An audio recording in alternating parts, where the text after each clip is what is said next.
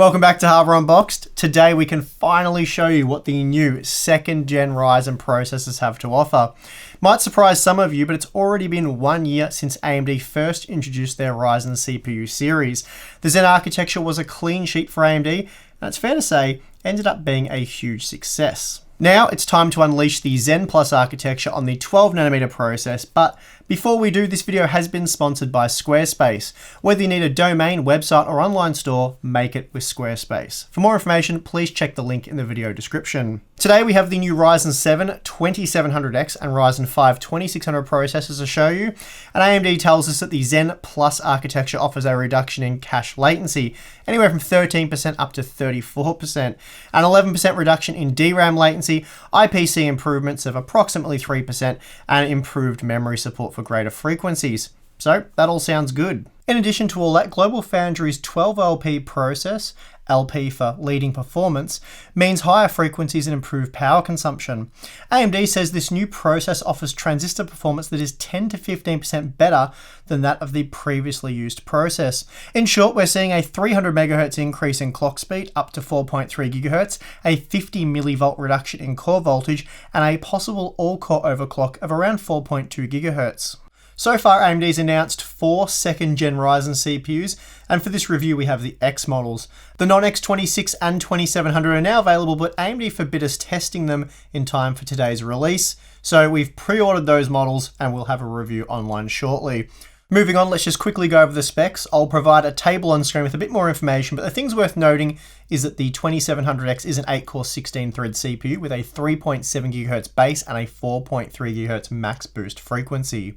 Then we have the 2600X, which is a 6-core 12-thread CPU that operates 100 MHz lower for the base and boost clocks. The 2700X costs $330 US and the 2600X just $230 US. So that means the 2700X is coming in well under the 1800X and 1700X launch prices, and in fact matches the 1700. The 2600X sits between the launch price of the 1600X and 1600, so AMD looks as though they're going to continue being extremely competitive on pricing. Those are the highlights, and while there are more things that we could talk about, like XFR2 or SenseMI technology, we're going to skip over that stuff for this video and just talk about the test methods used and then jump right into the results, because I know that's what many of you guys are desperately wanting to see.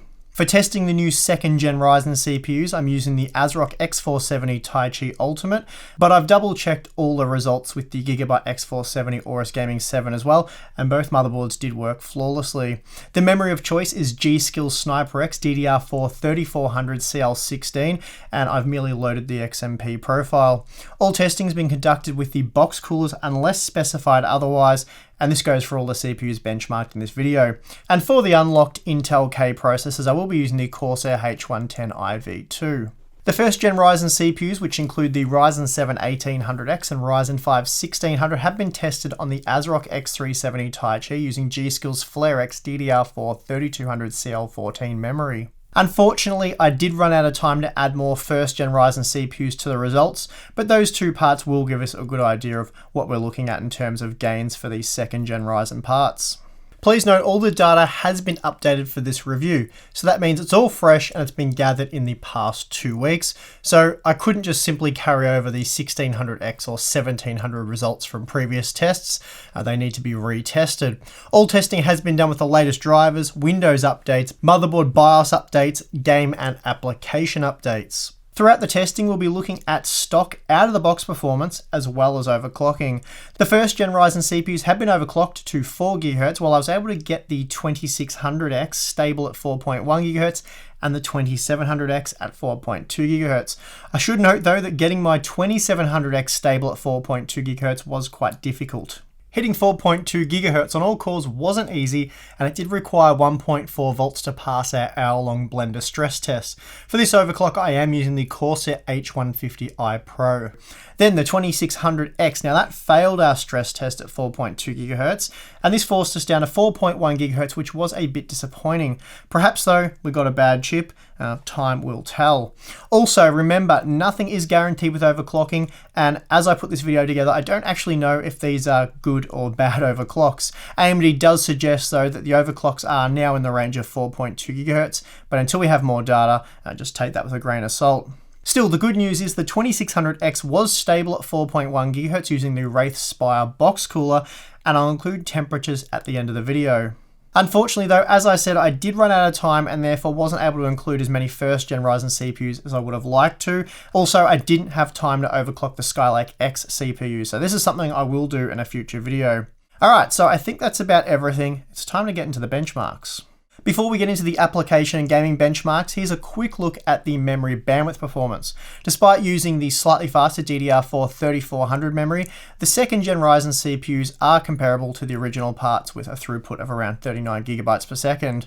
Overclocked though, the memory bandwidth does remain much the same, and I'll likely explore memory scaling and all that sort of stuff in greater detail in a future video. Here we have the Cinebench R15 results, and we do see some really nice gains. Please note though that we don't report the absolute best score, but rather an average of 6 back-to-back runs. And the 2700X did deliver slightly better results with an upgraded cooler, but the results you're going to see here first are based on the box cooler. The 2700X improves on the 1800X's single thread score by 11%, though just 8% for the multi-threaded score, but that was enough to edge out the Core i7 7820X. Meanwhile, the Ryzen 5 2600X does look very impressive when compared to the non-X 1600, and although it only matched the single thread score of the 7800X, it was 7% faster for the multi-threaded test. Overclocked, the 2700X is a beast, producing a multi-threaded score of 1879 points, making it 7% faster than the maxed out 1800X at 4 GHz. It also beat the 5.2 GHz 8700K by a convincing 13% margin. The 2600X, on the other hand, was a little less impressive, only improving on its stock score by just 4%. The Ryzen 7 2700X was 10% faster than the 1800X for the PC Mark X video editing test, and this placed it roughly on par with the 7700K and ahead of the 7820X and 8600K. The 2600X managed to match the R7 1800X and i7 7800X, though it was only slightly faster than the R5 1600. Overclocked, the 2700X was 6% faster in this test, while the 2600X was just 3% faster. Already, it is looking like overclocking the Ryzen 5 2600X is probably going to be a waste of time. The Ryzen 7 2700X dominated the PC Mark X physics benchmark with a score of 20,985 points, making it once again 10% faster than the 1800X. This time, the 2600X was 15% faster than the 1600, which is an impressive gain, though of course the margin will be reduced when compared to the 1600X model. Overclocked, both the 2700X and 2600X eke out a little extra performance, though in this test it's hardly anything worth getting excited over. For those of you who love Excel, and I personally have a love-hate relationship with Excel, but my issues aside, it is good news for the new Ryzen CPUs as they enable you to crunch data faster than ever without breaking the bank. The 2700X took just 2.2 seconds to complete the workload, while the 2600X took 2.7 seconds. Overclocked, the times as expected fell away, and the 2700X was able to remain ahead of the 8700K, if only just. Again, the 2600X ran a somewhat boring race. It was well ahead of the overclocked 8600K, but well behind the 1800X. As expected, SMT is significantly more efficient for decompression work opposed to compression. This means in our 7-zip test, while the 2700X was 12% faster than the 7820X when extracting files, it was 17% slower when archiving them. It's a similar story when comparing the 2600X and 7800X. Overclocked, the 2600X is slightly faster, but again, gains are hardly worth the effort. The 2700X is more impressive as it enjoyed a 7% performance bump, though it was only 5% faster than the overclocked 1800X. The 2700X is slightly slower than the Core i7 8700K in our handbrake benchmark and quite a bit slower than the 7820X. Meanwhile, the 2600X was able to match the 8600K and it beat the 8400, placing it firmly in Coffee Lake Core i5 territory. Okay, so overclocked, the 2700X still trails the 8700K by a reasonable margin, though it was able to beat the 8600K. Then we see that overclocking the 2600X was enough to see it just outpace the 7700K at 5 GHz, so that's a pretty impressive result. Moving on to the Corona benchmarks, and we see that the render time for the 2700X was just a few seconds longer than the Core i7-7820X, which is a solid result for AMD. Then we see that the 2600X did manage to edge out the 7800X, making for an even better result. The 1800X already had the 8700K beat in this benchmark, so the 2700X really just makes sure of it. Overclocked, the 8700K is able to match the overclocked 1800X, and this placed both on par with the stock 2700X. However, overclocking the 2700X reduced the render time by 10% down to just 108 seconds. Unfortunately, the 2600X was only able to improve on its time by a 2% margin once overclocked. Moving on to the Blender render test, and here the 2700X was just 5% faster than the 1800X, while the 2600X beat the 1600 by a 15% margin. This made the second gen Ryzen parts slightly slower than the Skylake X CPUs, featuring the same amount of cores. Overclocked, we again squeeze only slightly more performance out of the second gen Ryzen CPUs. The render time for the 2700X was reduced by 7% and 5% for the 2600X. The V-Ray benchmark is another free standalone application to help you test how fast your hardware renders, and of course we are focusing on the CPU results. Here you can see that the 2700X basically matches the 7820X, while the 2600X was able to match the 7800X, so the second gen Ryzen CPUs are very competitive with Skylake X. Now on for some overclocking results once again, and we see that the 8700K at 5.2 GHz can't actually catch the overclocked 2700X. In fact, it only manages to match the stock 2700X. Meanwhile, once again, we see that the 2600X really is only a fraction faster once overclocked. I really am keen though to overclock the 7820X and the 7800X and then revisit these tests again. Wrapping up the application testing, we have Premiere Pro CC, and first up, we're going to check out the encoding performance. Here the 2700X is only able to beat the export time of the 1800X by a 4% margin, and this meant it was still 9% slower than the 7820X. The 2600X, well, that does do better against the 7800X, but it was still a little bit slower. Overclocked though, we see good gains from the second gen Ryzen parts, but again, I'll have to revisit these tests once I've had time to overclock the Skylake X CPUs. Where Ryzen has struggled in the past is the lightly threaded workloads. Encoding a video generally sees all cores well utilized, but most editing tasks don't necessarily use all available CPU resources. The higher clock speeds of the second gen Ryzen CPUs do really help here, and here we see the 2700X was able to reduce this workload time by 7% from the 1800X. As you can see, the 2700X and 2600X delivered pretty much the same result, as this isn't a core heavy workload, and we're pretty much just seeing an advantage of the higher clock speeds of these new Ryzen parts. Overclocked, we see a decent performance uplift, but again, the 2700X and 2600X deliver similar results. Still, you can't help but notice how much faster the 8700K is for these sorts of workloads. When compared to the 2700X, the 8700K reduced the completion time by 19%. Even at 5 GHz, you can still expect it to be around 15% faster. Alright, time to move on to some games, and for those of you hoping to see vastly improved gaming performance, you're probably going to be a bit disappointed, though there are some decent results here, so just wait until we get to those. For Ashes of the Singularity, the 2700X only matched the 1800X, while the 2600X was a good bit faster than the 1600. Overclocking did little for the 2600X, while the 2700X enjoyed a decent performance uplift. Nothing extreme, but it did overtake the overclocked 7700K and 8600K processors.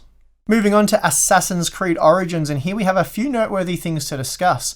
Firstly, we are GPU bound, and even with the GTX 1080 Ti at 1080p, the ultra quality settings are very demanding.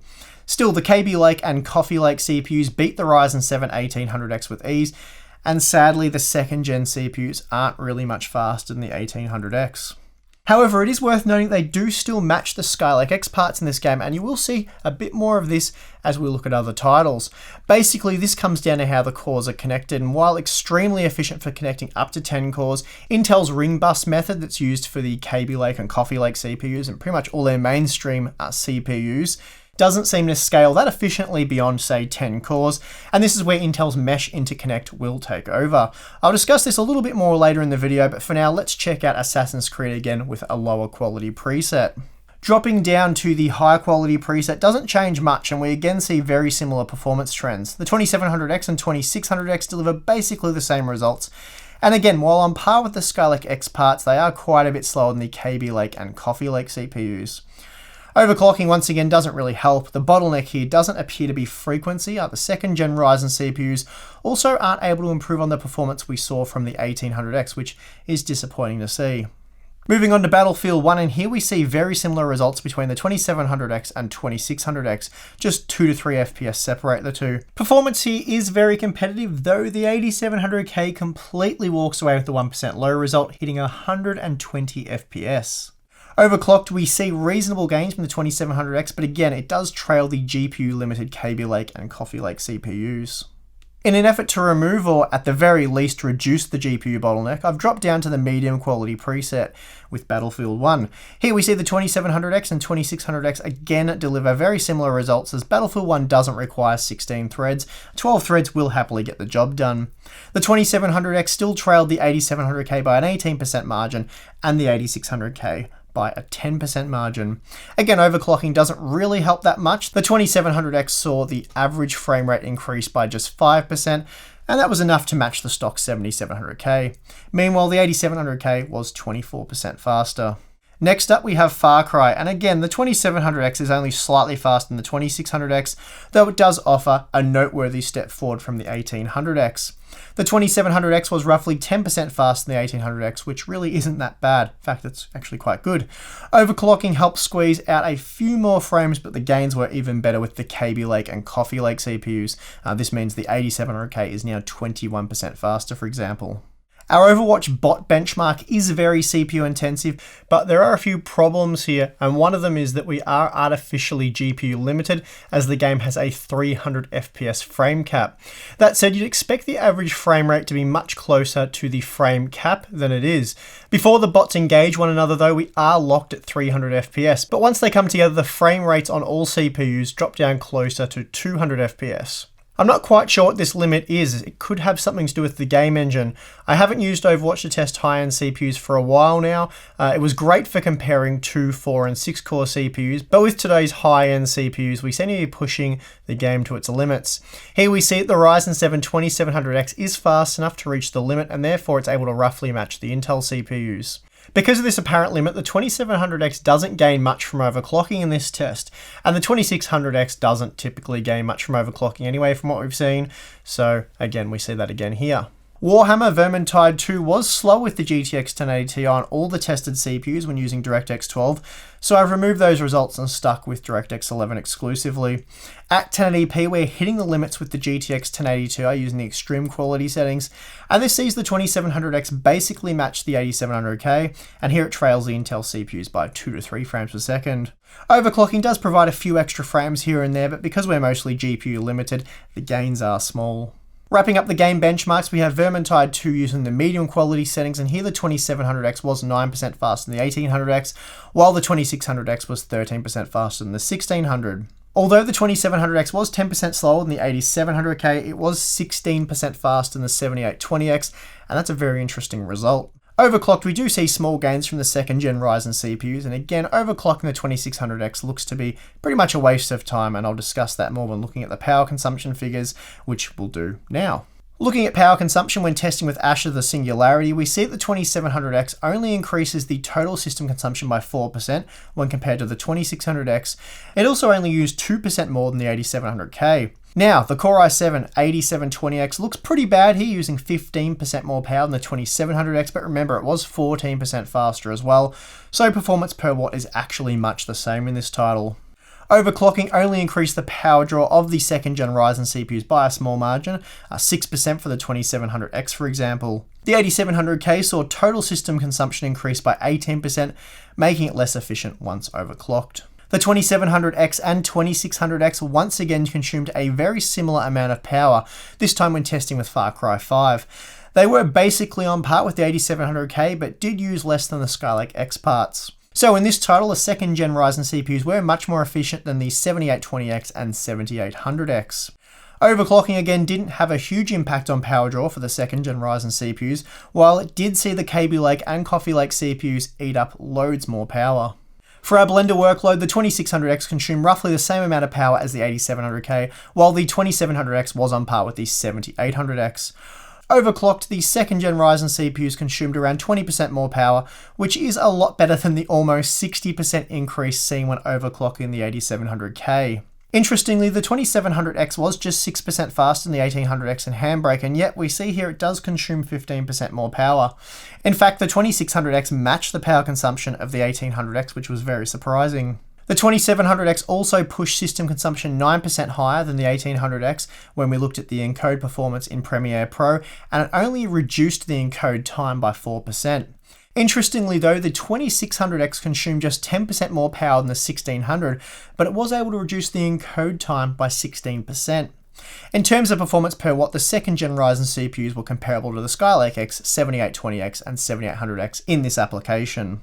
Using the provided box cooler, I tested out how the Ryzen 5 2600X got on, and with the Wraith Spire, found very reasonable temperatures out of the box. Gaming, you can expect temperatures to hover between 50 and 60 degrees, assuming you have a well-ventilated case, that is. It's well worth noting though that the fan was very quiet throughout our testing. Overclocking had little impact on temperatures when gaming, however we did see a massive increase for the heavy blender workload, and after an hour the CPU did peak at 90 degrees, which is certainly getting up there. Now, the 2700X gets the fancy new Wraith Prism cooler, and while more substantial than the Spire, temperatures did climb higher when paired with the 8-core CPU. Out of the box, the Prism allowed the 2700X to hit 64 degrees in our game test and 92 degrees for the blender stress test.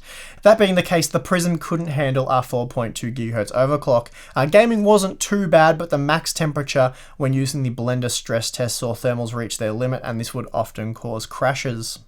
Strapping on the Corsair H150i Pro solved these issues and reduced the blender load temp down to 81 degrees, which is very reasonable. Gaming temperatures also dropped down below 60 degrees as well.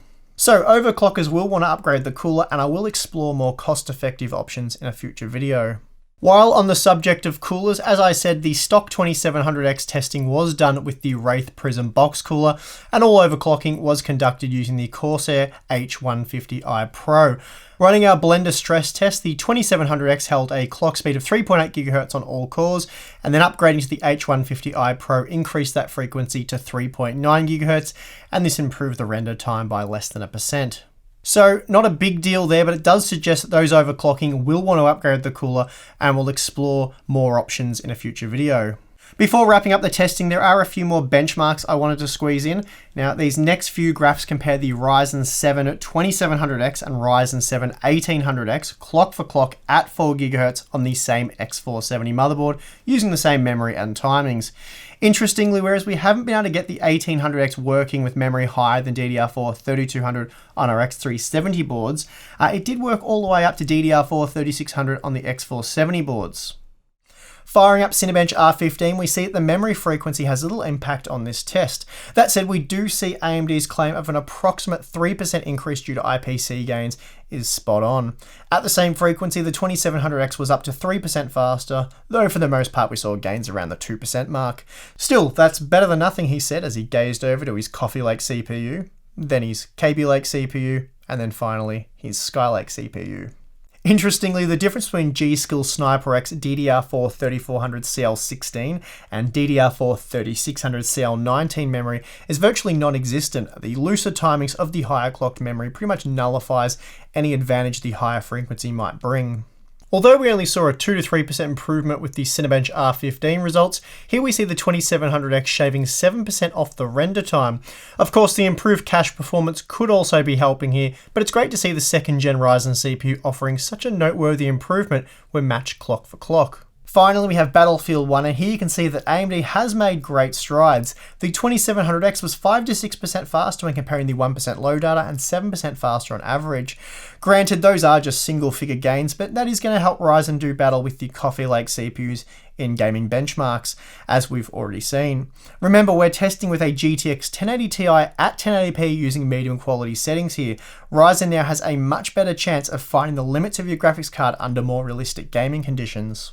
Despite the fact that we're almost 4,000 words and well over 50 graphs deep into this review, I still feel like There's much more that I want to cover here. Nevertheless though, I have covered all the essentials for this review, and it should give you a good idea of how the Ryzen 7 2700X and Ryzen 5 2600X compare to the current generation Intel CPUs. As was the case with the first gen Ryzen parts, AMD offers seriously strong performance in core-heavy productivity workloads.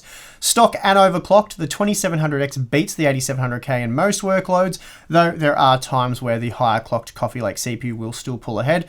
It's fair to say they trade blows.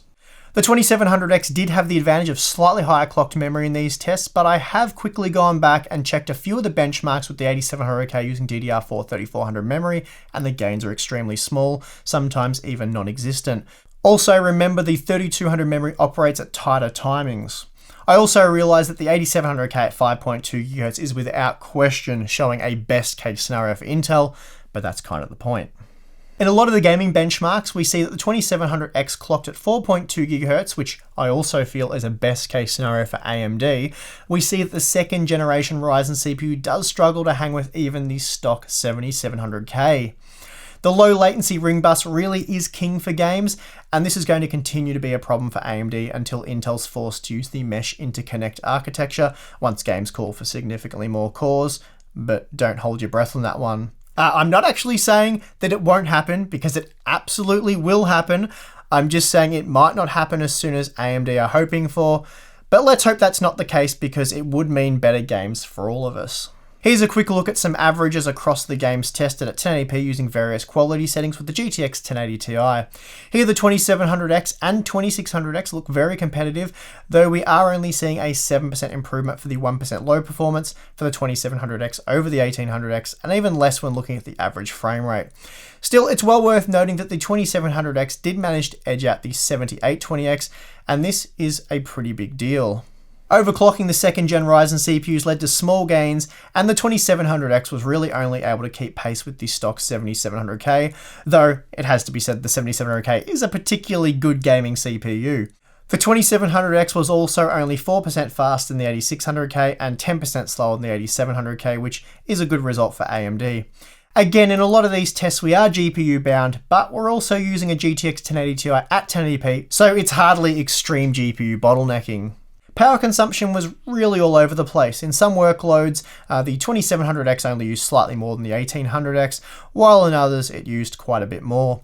Still, what's key to note here is that the second gen Ryzen CPUs were at least on par with the Skylake X series in terms of performance per watt, and were often a little better. I should note that the Ryzen 5 1600 and Ryzen 7 1800X performed the same on both the B350, X370 and X470 motherboards, but memory support did appear better on the X470 board. This is something I will have to look into a bit more in a future video. I did also have a few stability problems with the second gen Ryzen CPUs on the 300 series boards, but that could just be something as simple as a BIOS issue. Again, I'll have to look into this in a future video. In short, I was limited to DDR4 3066, which does sound a bit odd. Surely this is just an issue with the ASRock board I used for testing. Again, as it stands, not a lot has changed here. If you're primarily using your PC for gaming and you seek high frame rates with a high refresh rate display, then the Intel Coffee Lake Core i5 and Core i7 processors do offer the best experience.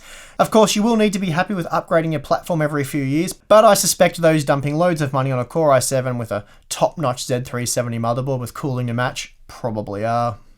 Having said that, in a number of modern titles, the 6 and 8 core Ryzen CPUs are capable of delivering a great gaming experience even on a 144Hz display. Moreover, if you're going to be using a GTX 1080 or in particular a GTX 1070 or slower, then the difference between those CPUs is going to be almost impossible to spot in modern titles. Then for applications, as I noticed earlier, the 2700X stacks up very well against the mighty 8700K, and you could really go either way there. However, the 2600X, well, that thing basically crushes the 8600K and by extension all Coffee Lake Core i5 CPUs. When compared to the 8600K, you are looking up to 40% more processing power out of the box. Of course, I am talking about core-heavy workloads here. There are instances where the 8600K does pull ahead, though when it does, it is only by a few percent. So, as I said earlier, not a lot has changed here. As expected, the second generation Ryzen CPUs are a little better at everything when compared to the first generation chips, and well, that's obviously a good thing. I already preferred the Ryzen 5 1600 to the Core i5 8400. I just felt that Ryzen was a better all-rounder, and now, well, I prefer the 2600X to any of the Coffee Lake Core i5 parts, unless, as I said earlier, you're doing nothing but gaming on a high refresh rate monitor with a high-end graphics card. Again though, as an all-rounder, I feel that the 2600X is a better option. Moving on to the topic of overclocking, when compared to the Coffee Lake CPUs, the second gen Ryzen CPUs are a lot less exciting. However, I think it has to be said that they are a lot more practical as well. You can overclock all cores on the 2600X to 4.1 GHz using the box cooler. Meanwhile, the 2700X will also do 4.1 GHz using a basic air cooler. I'm not 100% sure what kind of overclock you can get out of the box cooler. This is something I will have to do a bit more testing on to work out. But the point here is you can expect reasonable temperatures without having to spend big bucks on cooling. Without resorting to de-litting and mega cooling, the 8700K is really only good for 5 GHz at best, so keep that in mind. Still, it is worth noting that you will only see a few percent drop in performance from 5.2 GHz down to 5 GHz. Helping the second gen Ryzen CPUs along are the new X470 motherboards. I really wasn't sure what to expect here. I thought that the boards would just be exactly the same as the X370 boards, but the ASRock and Gigabyte boards that I have on hand haven't just been rock solid, they've been absolutely fantastic with higher clocked memory. Overall, a solid upgrade package here from AMD, and if things weren't already competitive in the CPU market, they are now, and 2018 is shaping up to be one of the best years in recent history. Ryzen got off to a bit of a rough start, you could say, this time last year, but I'm happy to report the second generation CPUs have just gone off without a hitch, and AMD looks as though they're going to be in great shape this year. Talking of things that are in great shape, check out Squarespace's all-in-one platform.